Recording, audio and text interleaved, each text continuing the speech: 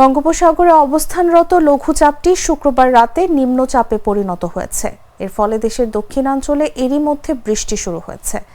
এছাড়া সমুদ্র বন্দরগুলোতে ১ নম্বর সতর্ক সংকেত দেখাতে বলেছে আবহাওয়া অফিস। আজ আবহাওয়ার বিশেষ বিজ্ঞপ্তিতে এই তথ্য জানানো হয়েছে। নিম্নচাপ কেন্দ্রের ৪৪ কিলোমিটারের মধ্যে বাতাসের একটানা সর্বোচ্চ গতিবেগ ঘন্টায় ৪০ কিলোমিটার, যা দমকা বা ঝোড়ো হাওয়ার আকারে ঘন্টায় ৫০ কিলোমিটার পর্যন্ত বৃদ্ধি পাচ্ছে। নিম্নচাপ কেন্দ্রের নিকটবর্তী এলাকায় সাগর উত্তাল রয়েছে। চট্টগ্রাম, কক্সবাজার, মোংলা ও পায়রা সমুদ্র বন্দর সমূহকে ১ নম্বর দূরবর্তী সতর্ক সংকেত দেখিয়ে যেতে বলা হয়েছে। উত্তর বঙ্গোপসাগর ও গভীর সাগরে অবস্থানরত মাছ ধরার নৌকা ও ট্রলার সমূহকে পরবর্তী নির্দেশ না দেওয়া পর্যন্ত উপকূলের কাছাকাছি থেকে সাবধানে চলাচল করতে বলা হয়েছে।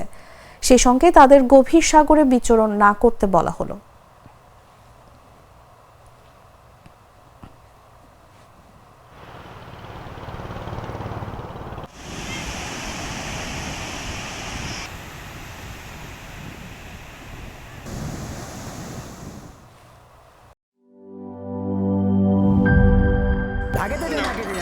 বলছিলাম না সস্তা তিন অবস্থা, এবার বুঝো ঠেলা।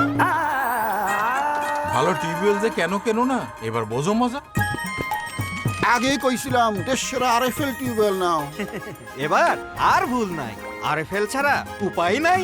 অল্প চাপে বেশি পানির জন্য আরএফএল।